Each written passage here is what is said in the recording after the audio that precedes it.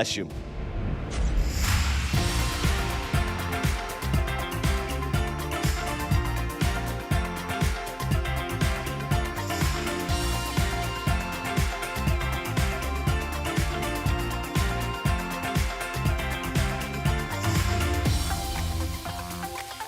Hi everyone, I'm Dawn Marie and I'm here to tell you what's happening at Radiant Church. Each year, Radiant Church has a booth at Canton's Autumn Fest, and right now, we're asking for candy donations that we will use to fill gift bags to give away to guests that visit us at our booth. You can help by bringing pre-wrapped candy to the collection bin at the Connect Center no later than Monday, October 9th. And be sure to stop by Radiant Booth on Saturday, October 14th, downtown. And also this month, you'll want to save the date for Sunday, October 29th for Friends Fest 2023. Friends Fest is Radiant's biggest all-church outreach event of the year. It's the perfect day to invite friends, co-workers, anybody to join you for a dynamic Sunday service, followed by a carnival of fun activities, games, inflatables, food trucks, and much more. This year's Friends Fest will happen at Trade Days. Enter through the west gate and head into the shaded tree area near the log cabins. Don't miss it. One service at 10 a.m. on Sunday, October 29th. And now here's Pastor Adam with a special announcement about the launch timeline for our Wills Point campus. Well, what's going on, everybody? Hey, real quick, some exciting news.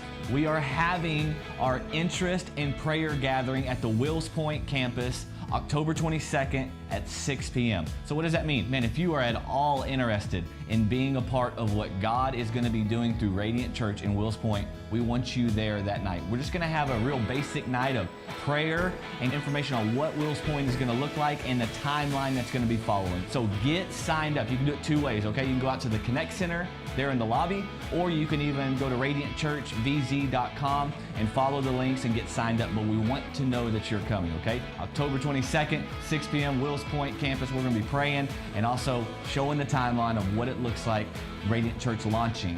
Radiant Church launching, come on, that's just fun to say there in Wills Point. So we hope to see you there. God bless you.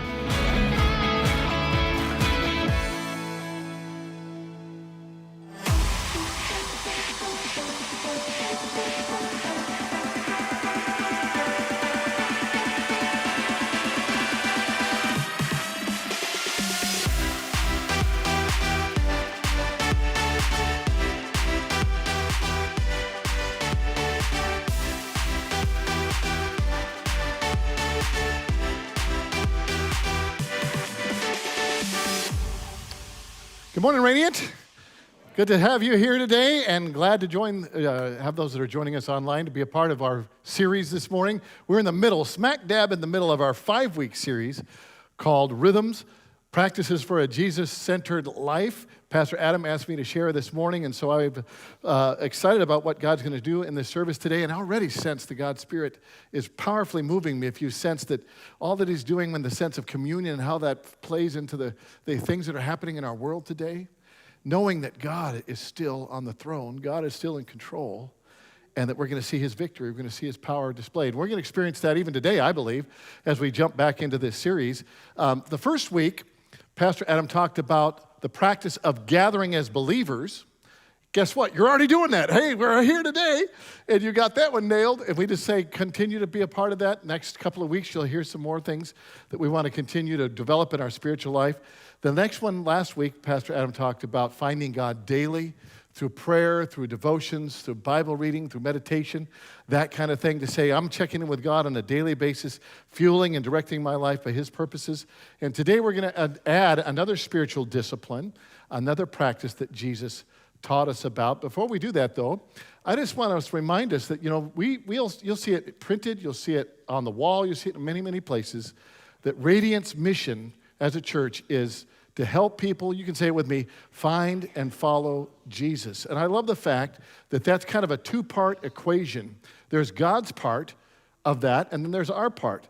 And we're going to be continuing to share that, but really the honest thing is all these practices are really to help us develop what God wants us to do in our part of the equation. The salvation that God offers us is a free gift. I mean, Ephesians chapter 2 makes it perfectly clear. We can look at it together. It says, for grace, by grace you have been saved through faith. And this is not from yourselves. This is the gift of God, not by works, so that no one can boast. That's the free gift. That's the part that God gets involved in our salvation. But then it goes on, and that's interesting that it goes on in the same verse to say, but we are God's handiwork, created in Christ Jesus to do good works.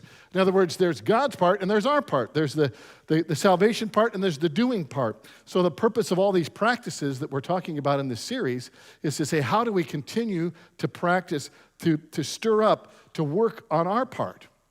That's why it's so interesting that if Philippians puts it this way.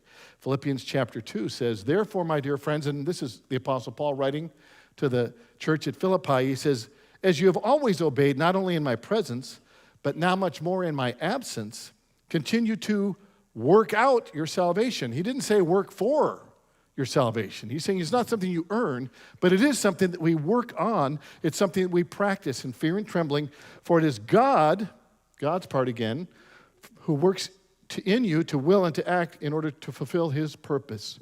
In other words, the equation of God to find and follow Jesus is so that God's purpose can be fulfilled in my life, in your life, and through our lives and the lives of others, that we will work it, we'll practice it, we'll get better at it, we'll get more consistent, we will become mature followers of Jesus. So that's what this whole series is really all about. Now, I love the title Rhythms for a couple of reasons. One of the reasons is that Pastor Adam has even shared it in the last couple of weeks. He says, you know, there's a difference between trying to get balance in your life and having a rhythm to your spirituality that serves underneath all that to keep you rooted and grounded. Because you can be, in the balance part, you can be just trying to balance all kinds, you're spinning plates in the air, and all it takes is somebody to throw something else in and all things are out of balance. But is there something underneath all that that can keep you rooted and grounded? You see, there's some things that hit our family in the last couple of weeks that kind of messed things up. Have you ever had your aerobic septic system get ruined? That is a nightmare. We had to go through that recently. And then there's this other weird thing where we just had this, what we thought was a minor accident, running collision with a weirdly placed and strangely large concrete curb and bashed the front passenger side of our car. And then we found out from the insurance, well, because of the way it hit and because of the damage it done inside, we're totaling your car. Like, that's just great. Now we have, it's kind of like when it rains, it pours, and then your sewer backs up. That's how it feels. I mean, that's how it feels. But the truth be told, these things are minor in light of what's happening in the world today. It's maybe minor, honestly, in what's happening in people's lives in this room. People may be experiencing the death of a loved one or a terrible medical prognosis. Who knows? The severity of what we're experiencing and we're trusting God to deal with in our lives. All I know is the practices that we're talking about are meant to hold us together, to keep us driving forward, to strengthen us in the midst of those kind of storms. I also like the word rhythms because it's a musical term. And I've been a musician for a long, long time, and I've created music and that kind of thing. And even when I was putting together the video that we use as the intro to this series, and if you're in our Connect groups, you'll hear that same stuff every week in the videos that introduce each week.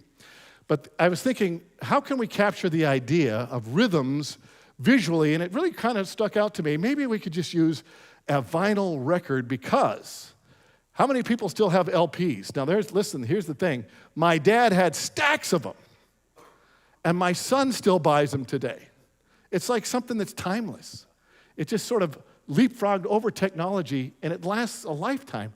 And there's something about just the tactile feeling of dropping the needle right there on that groove and hearing your favorite album. It's like grabbing your favorite album out, playing it over and over. And listen, those songs, you just love them, and they never get old. You play them again and again and again. That's what the practices of spirituality are. They're saying, how do I play this again and again so that I don't let it get stale? I want to keep it fresh. I want to keep the lyrics in my head. There's another reason I love rhythm in a musical sense, is that it serves as the foundation for all kinds of things in music. I bet you, I'm pretty sure, most everybody in this room has heard something like this. Let's roll it. Crank it up a little bit there. A little louder. What am I hearing? Yeah, it's the marching band. And if you notice, if you're ever in a parade, the first thing you hear is what? The drum line as they start approaching. And they may get right in front of you, and then they blast out into some fanfare, some big song. But the truth is, the drum line continues when the song is over. They never stop. I think that's amazing. That's why they call the drum line the battery of the marching band, because they energize the whole thing. They keep the whole thing grounded, they keep the whole thing going, and they never, ever stop. Isn't that amazing? Do you love marching bands? I do. Everybody going, go. Woo! Marching band. Drum line. I love it. Well, here's the thing about a drum line. If I'm in a challenging state in my life, and because maybe it's just me, and maybe it's because I'm that, like I said, I'm a musician, I can actually kind of hear in my brain the idea that says, boy, I'm facing a challenge, but I'm going to keep going. God's grace is sufficient for me. This is not going to end here. God's got a victory for me if I just keep going. If I keep practicing the undercurrent, the things that keep me grounded, the practices of a Jesus-centered life. Church, I need to talk to you seriously for a moment, and I want to speak right now just briefly for the dads. Dads, you're the drumline for your family. You can't stop. You can never take a break and step off to the side. You've got to practice the purposes of God and the plans of God in your life without breaking, without stopping. Moms and dads, you are the drumline for your family and your children. And even bigger than that, church, we are the drumline for Van Zandt County. We have got to keep that rhythm. We can't lose step. We can't step to the side. We've got to drive on, because that message is what people need to hear, that there is a foundation that they can build their lives upon that does not shake in the midst of storm. It's the salvation of our God. James puts it like this, and it's always an amazing verse to read when it says, "Consider it pure joy, my brothers and sisters, whenever you face trials of many kinds." Why is he saying that? He says, because you know that the testing of your faith produces perseverance. And perseverance finishes its work so that you may be what? Mature. It doesn't come any other way than to press through, keep that drum line going. I hope the rest of your day you're going, oh, that drum line's still in my head. You can't make it. The marching band thing is, oh, it's still there. It's still there.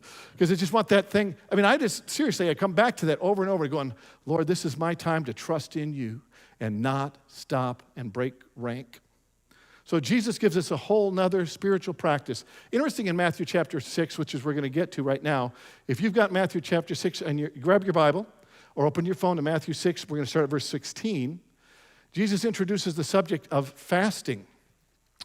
And interesting enough, we think fasting, wait a minute. Okay, now the last 2 weeks we've talked about things that fill us up. Meeting together, gathering together with believers, that's going to spur us on and fill up our faith. And when we pray and when we have devotions on a daily basis, that fills us. What are you talking about now? Something that will empty me? No. When we talk about what the purpose of fasting is, it's quite the opposite.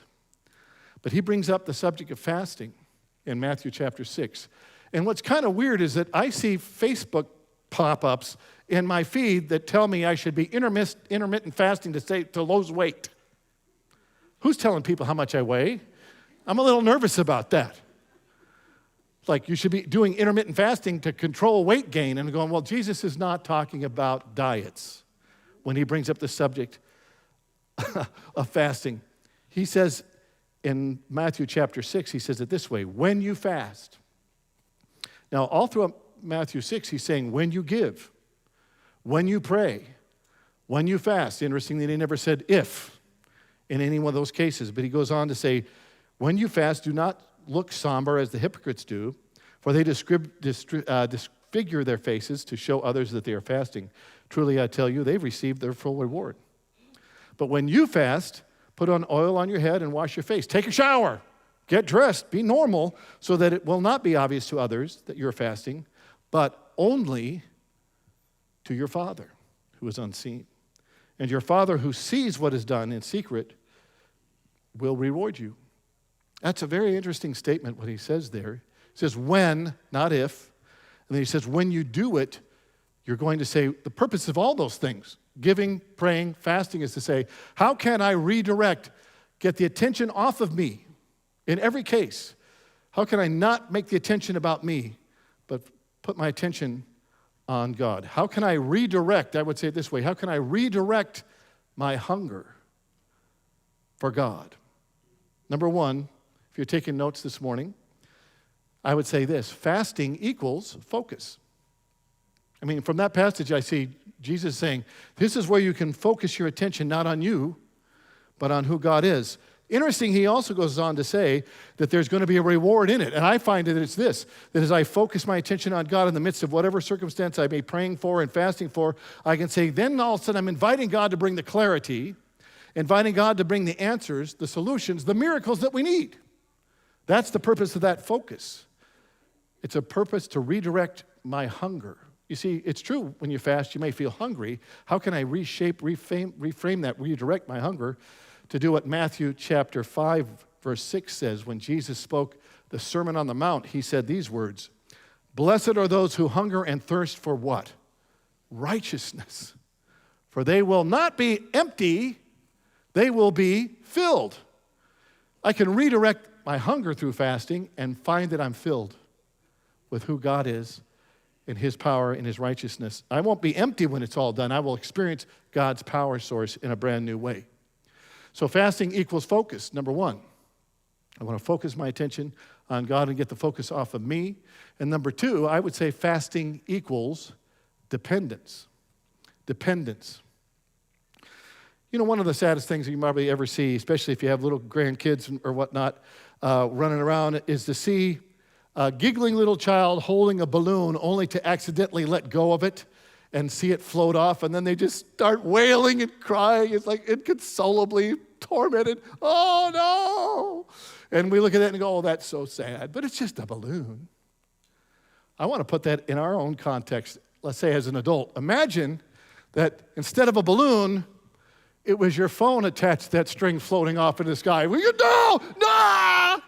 My wallet, no. How am I? Why? Because those are things that we depend on intensely. They're the things that holds a lot of our information, a lot of the function of our life. We're depending on those things in a huge way.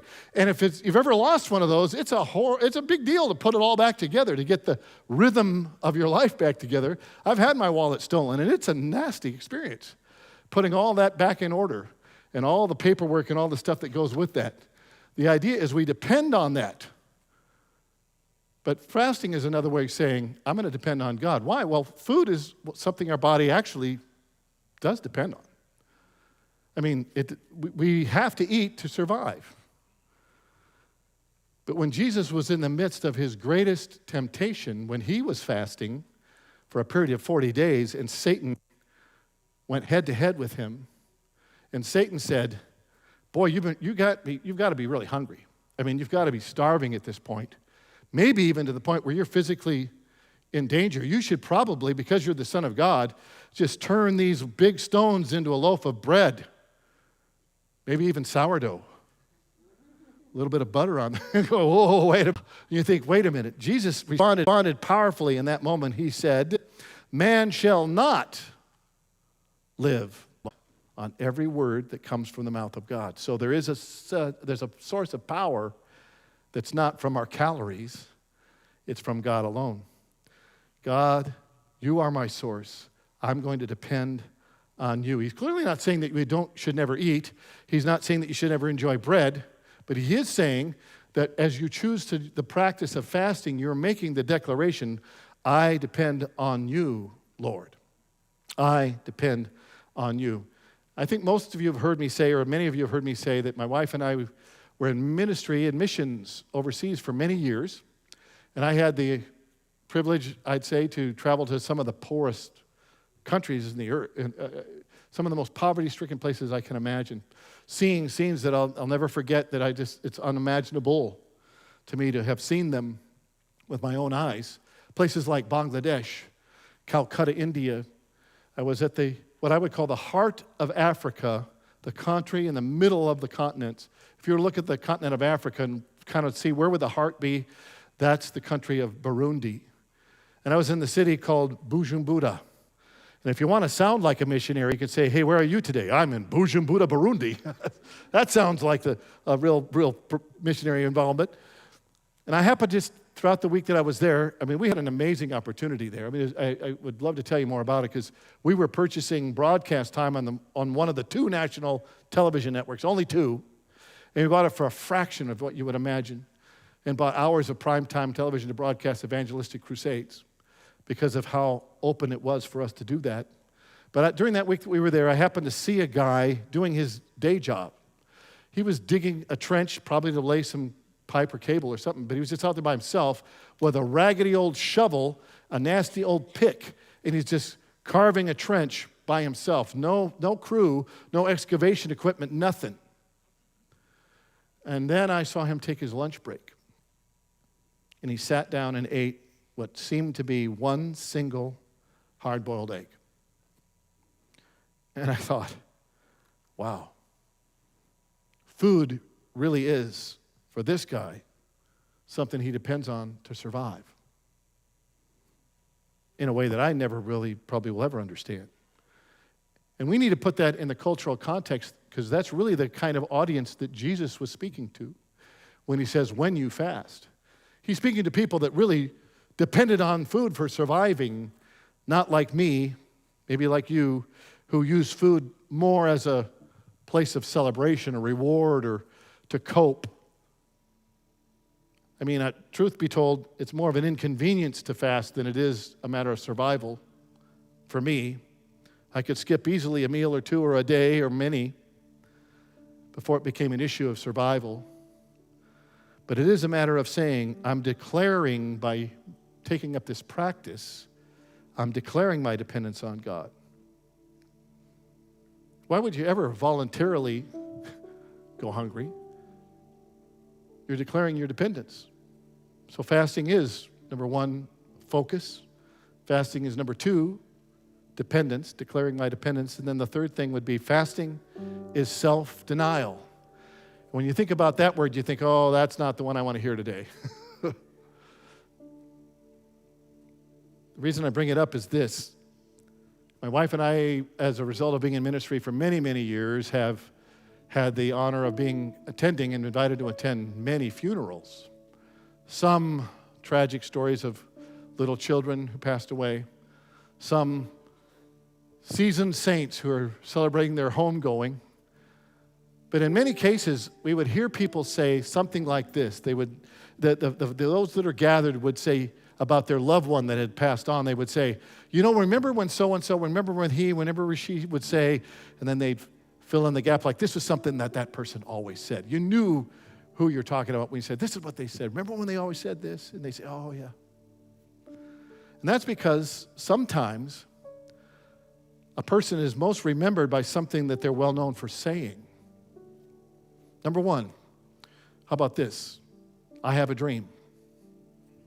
I mean, I think most people understand this is probably the most well-known thing Martin Luther King Jr. ever said. Another one, 77 years ago, probably the most famous speech of all time, certainly something that everybody remembers Abraham Lincoln saying. And then, this is my favorite. We exist to help people find and follow Jesus. That's the one I want us to remember today. I mean, here's the thing. We're going to remember that Adam used to say that all the time. That's a good thing. That's a good thing. The reason I bring it up is this, and I think it's a powerful point. What was the one thing that Jesus said most? What is the one thing that Jesus has recorded as saying more than anything else? I can share that with you this morning. One of the passages that you find it is in Luke chapter 9, where he says these words, whoever wants to be my disciple must deny themselves, take up their cross daily, and follow me. That's serious. Because he's saying if we're going to find and follow Jesus, if we're going to be a part of the practices of stirring our faith and building our life upon him, then that's one thing we're going to need to do is deny ourselves daily and follow him. Church, I can say it out loud with my own heart and mind. If I'm going to fulfill the purposes of God in my life, I'm going to have to deny myself. If you're going to fulfill the purposes of God in your life, you're going to have to deny yourself. If we're going to fulfill the purposes of God in our marriages, we're going to have to deny ourselves. If we're going to fulfill the purposes of God in our families, we're going to have to deny ourselves. You could just add anything to that list. In my workplace, no matter where it is, if I'm going to fulfill the purpose of God on this earth, I will have to deny myself. Fill in the blank. I remember a time where we sat with a songwriter years ago, my friends and I, a guy that maybe some of you recognize his name. His name was John Fisher. He wrote a lot of different songs years ago, kind of folk style. He capsulized this phrase so powerfully, and it stuck with me forever since. He said it this way about denying self. He said, everyone wants to go to heaven, Lord. Nobody wants to die. Wow. That is a conflict that we're in. And I've heard it best illustrated, the simplest illustration I've ever heard of it is this, that when we know God's will, either through his word or something he's spoken to us by his Spirit, and we know his will, but our will is to do something else. God wants this to happen, but I want to do this. Then I take up my cross, deny myself, and follow him. Wow. I'll give you I think it's kind of a simple cheat code that may help with this. A friend of mine, a colleague of mine, shared a thought that I found really helpful. In fact, when I hear things like this, I just write them down and keep them in kind of a journal because I want my life to measure up to some of these things, you know. When you hear something that really, really powerfully distills an idea, you say, boy, I want to cling to this idea. I want to cling to that idea. He put it this way. He said, and I'm going to kind of spell it out to you in a couple of pieces so that you can, even if you want to write it down, because we're talking about what it means to deny myself, self-denial. He said it this way. He said, make sure there's something in your schedule, okay? Make sure there's something in your schedule that's focused on somebody else. You got that part so far? Make sure there's something in your schedule that's focused on somebody else every week. You with me? Make sure there's I'm going to finish it out here. Make sure there's something in your schedule that's focused on somebody else every week that you do not want to do. Now, I'm not talking about going to work. Some people are going, oh, I hate going to work. I don't want to go to work. I'm not talking about that. I'm not talking about just going to work, and I'm not talking about things that you actually naturally want to do. I'm talking about something you go, man, I don't want to do that. I don't want to do that. I don't want to do that. You know, and that's going, I don't want to do that. He says, plan it. Schedule it. Put it in your schedule every week and say, I'm going to focus on somebody else. I'm going to do something. I don't want to do it, but I'm going to do it as unto the Lord with a glad heart. Wow, that's really kind of what we're saying when we say, if I fast, what I'm doing is I'm saying, I don't necessarily want to go without a meal, but I'm going to take the time that I would maybe prepare the food and sit down and eat. I'm going to say, instead of doing that, I'm going to redirect my hunger. I want to say it again. Maybe I'm not sure if I even said it the first time, where Jesus said, he said these words. He said, blessed are those who hunger and thirst for righteousness. I want to redirect my hunger and say, Lord, I want to be hungry for that. Especially in the context of what I'm praying for, especially in the context of what I'm dealing with. I want to be hungry for your righteousness more than anything else in the situation. I hope we're being practical this morning, saying this is a practice that Jesus actually instructed us to do. And I know that if we can be even more practical, I would say we definitely have kind of expanded the meaning. Perhaps you've heard it this way that, you know, people will say, well, I'm going to fast from social media, or I'm going to fast from television, or, you know, something like that. And I understand the point. And what they're saying when they say that is, I'm going to fast from these other things that would distract me and eat up my time. And I'm going, I get that, but maybe shouldn't have that in there anyway, because your life really doesn't depend on it. But your life depends on food, at least in a practical sense. And we can say, you know, I'm going to surrender that on a regular basis, as a practice, to say, I'm going to focus, I'm going to declare my dependence, and I'm going to deny myself so that I might stir up, spur on, drive forward, stay committed in my relationship with God to add to my spiritual growth. And I just think, I'm going to keep going. I'm going to keep going. And fasting is a tool for that to happen. So I'm going to invite us to do that. I would say perhaps there's a way to include that in your week this week or sometime soon. Maybe it's just a meal. I have friends that say they fast a meal every week, particularly for a prayer of certain things, or maybe it's another reason. I mean, you can set up that pattern, how God leads you. I would say if somebody needs to consult their physicians and stuff, that's perfectly sensible. But before you launch into something really dramatic, for instance, but I always say, if I need God's counsel, if I need God's answer, if I need God to be in the center of it all, I can say, Jesus, this is a great time for me to focus, declare my dependence, deny myself, and I'm going to fast and pray for this particular outcome. And it usually is a big decision that you're faced with. It could be that you're praying and interceding on behalf of a loved one, someone. I've experienced it when my brother was going through COVID and he nearly died. I was sitting going, how can I not? How can I not make this a matter of serious focus and prayer? Because it matters too much for the will of God to be accomplished in the world that I would just stick with my plan instead of his. So church,